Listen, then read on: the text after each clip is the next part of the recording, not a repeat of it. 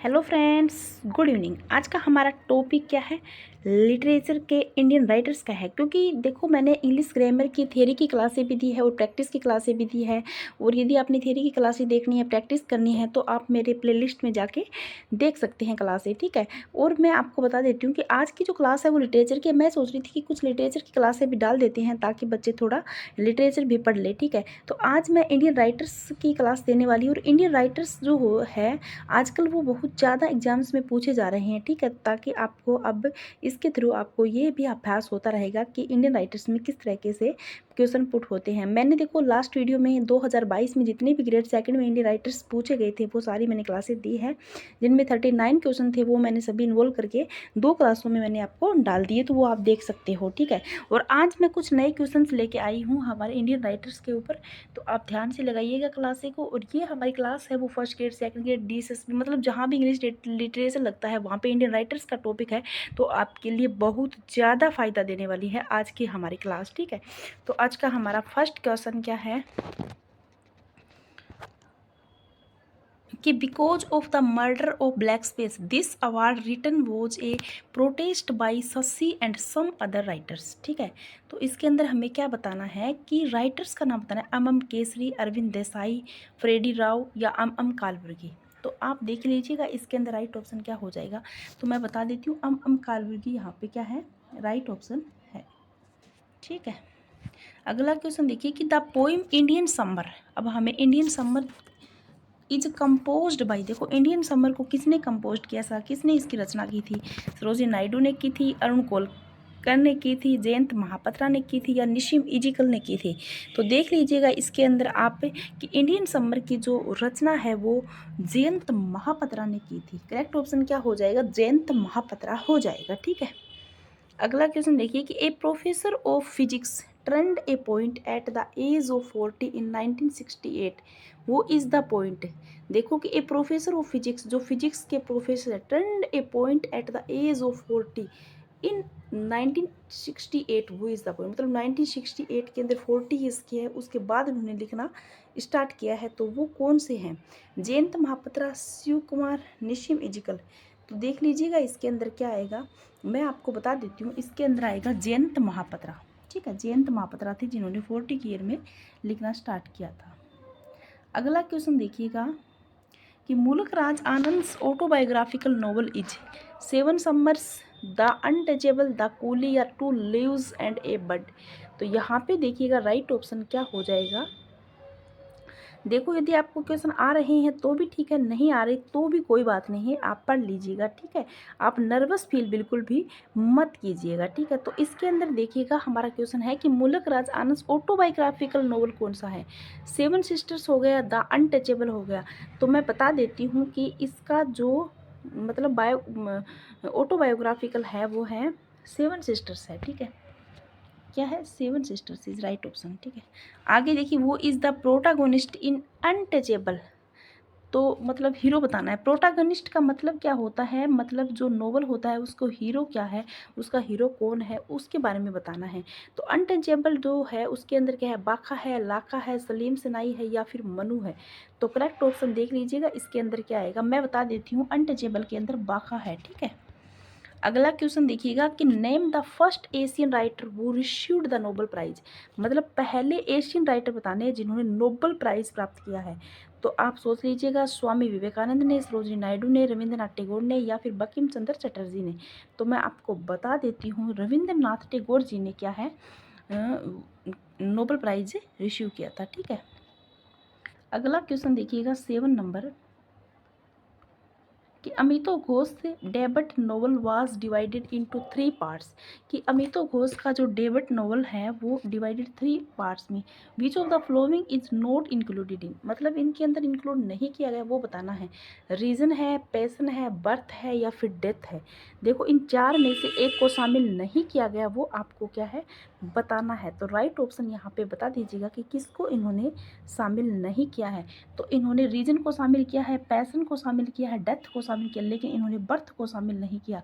तो correct option क्या हो जाएगा यहाँ पे, बर्थ इज करेक्ट ऑप्शन हो जाएगा। ठीक है, एक नहीं वाला बताना था हमें।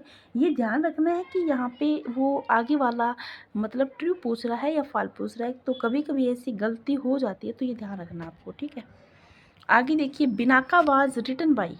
तो ये जो बिनाका है वो किसके द्वारा लिखा हुआ है, तुरु दत्त के द्वारा, अरु दत्त के द्वारा, आरसी दत्त के द्वारा, या फिर एससी दत्त के द्वारा। तो सोच लीजिएगा इसके अंदर क्या राइट ऑप्शन हो जाएगा। तो मैं बता दूं, बिनाका है वो क्या है, तुरु दत्त के द्वारा लिखा हुआ है। ये इसका भाई है, ये अलग है। ठीक है, अगला क्वेश्चन देखिएगा 9 नंबर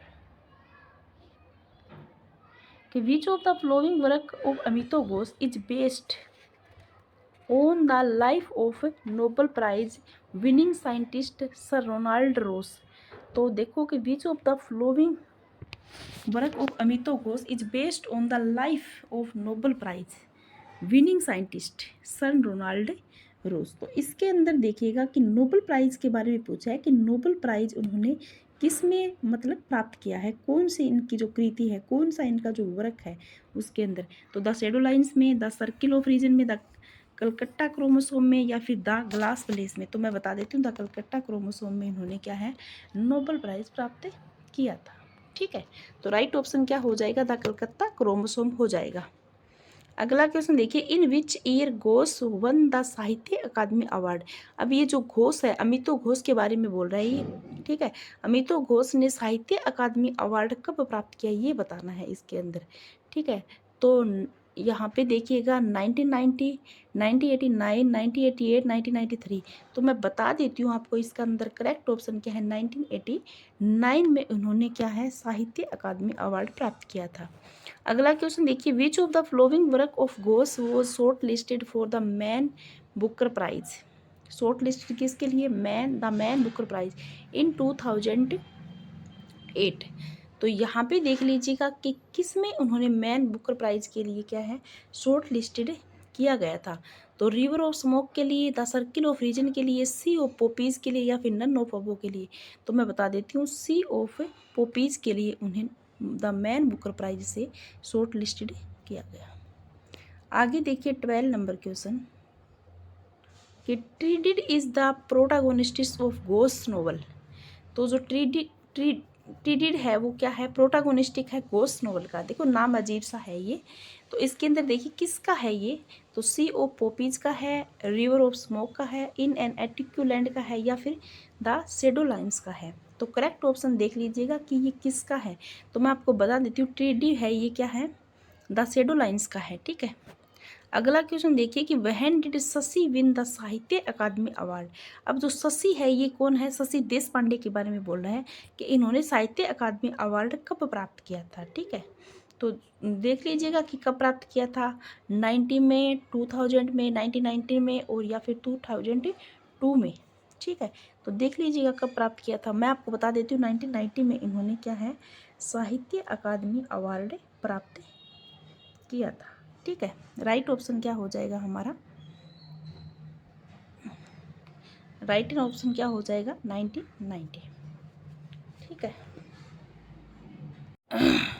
अगला क्वेश्चन देखिएगा कि what is the name of the collection of देश पांडेज स्टोरीज। अब हमें क्या बताना है, देश पांडे, शशि देश पांडे की ही बातें हो रही हैं कि उनके name of the collection of देश पांडे स्टोरीज का कलेक्शन के बारे में बतानी है। तो the life goes on, way more to go, या साइलेंस, या the dark holds no terror. तो ये देख लीजिएगा इसके अंदर राइट ऑप्शन क्या हो जाएगा। वैसे ये इंपॉर्टेंट क्वेश्चन है। ठीक है, the dark holds no terror ये शशि देशपांडे की स्टोरी है, तो इंपॉर्टेंट क्वेश्चन के रूप में आप इसको लिख सकते हो। ठीक है, अगला क्वेश्चन देखिएगा कि which of the following magazine was founded by Ghosh along with historical writer Ramachandra Guha. तो इसके अंदर देखिए कि the New Yorker, History Times, the Granta, the New Republic. तो राइट ऑप्शन इसके अंदर क्या हो जाएगा, तो हिस्ट्री टाइम्स हो जाएगा राइट ऑप्शन। ठीक है, अगला क्वेश्चन देखिएगा 16 नंबर 16 है कि the first ever book of Amitav Ghosh written in verse, मतलब अमितो घोष की जो फर्स्ट बुक है जो वर्स में लिखी गई है उसके बारे में बताना है, ठीक है। तो the living mountain, in the antique land, Jungle Nama या फिर काउंटडाउन। तो उनकी कौन सी बुक है जिनको क्या है first ever book of Amitav Ghosh की फर्स्ट बुक बतानी है हमें। तो मैं बता देती हूँ, इनकी बुक का नाम है वो जंगलनामा है, जो इनकी फर्स्ट बुक है, ठीक है। राइट ऑप्शन क्या हो जाएगा यहाँ पे, जंगलनामा हो जाएगा। अगला क्वेश्चन देखिए कि which of the following is considered a late bloomer in poetry. तो देखिए निशी म्यूजिकल की है a late bloomer in poetry, Jayanta Mahapatra की है, कमला दास की या फिर रस्किन बॉन्ड की है। तो आप सोच लीजिएगा इसके अंदर किसकी है। तो मैं बता देती हूँ, इम्पोर्टेंट है ये, ठीक है, कि ए लेट ब्लूमर इन पोइट्री, तो ये किसकी कृति है, जयंत महापात्रा की है, ठीक है। अगला क्वेश्चन देखिए कि which of the flowing author is not a recipient of साहित्य Akademi award for English language. तो देखिए जयंत महापात्रा, शशि देशपांडे, अरुण कोलकर या फिर रस्किन बॉन्ड। तो करेक्ट ऑप्शन यहाँ पे क्या हो जाएगा, अरुण कोलकर इज करेक्ट ऑप्शन यहाँ पे हो जाएगा। राइट ऑप्शन क्या हो जाएगा, अरुण कोलकर हो जाएगा, ठीक है। अगला क्वेश्चन देखिएगा 19 नंबर, वो is the author of bye bye blackbird. तो देखो जो बाय बाय ब्लैकबर्ड जो कृति है वो किसकी है, जो ये कार्य है, जो वर्क है, ये किसका है। तो देखिए अनीता देसाई का है, कमला दास का है, अरुण कोलकर का है या फिर सरोजनी नायडू का है। तो देख लीजिए ये किसका है, मैं आपको बता देती हूँ, ये जो कृति है वो अनीता देसाई जी की है, ठीक है, bye bye blackbird. What is the pen name of Tagore. देखो पेन नेम ऑफ टैगोर का बताना है कि पेन नेम क्या है टैगोर का, ठीक है। तो देखिए भानु सिंह ठाकुर है, भानु कुमार है या भानु सिंह है या रामू सिंह है। तो मैं बता देती हूँ इसके अंदर भानु सिन्हा ठाकुर इनका क्या है पेन नेम है, ठीक है। तो आज की ये 20 क्लासों की हमारी स्वीट क्लास आपके लिए बहुत ज़्यादा इंपॉर्टेंट रहने वाली है, क्योंकि ये जो लिटरेचर के पोर्शन होते हैं इनके अंदर इंडियन राइटर होते हैं, इनकी जो कृतियाँ होती है वो हमें रटनी ही पड़ती है और कोई इलाज नहीं होता इनका, ठीक है। तो जैसे हम जितने से ज़्यादा क्वेश्चन अटैम्प्ट करेंगे तो वो हमारे लिए आसान होती जाएगी, ठीक है। तो वीडियो में आप बने रहिएगा, यदि आप चैनल पर नए हो तो चैनल को सब्सक्राइब जरूर करके जाएगा, ठीक है। थैंक यू, धन्यवाद।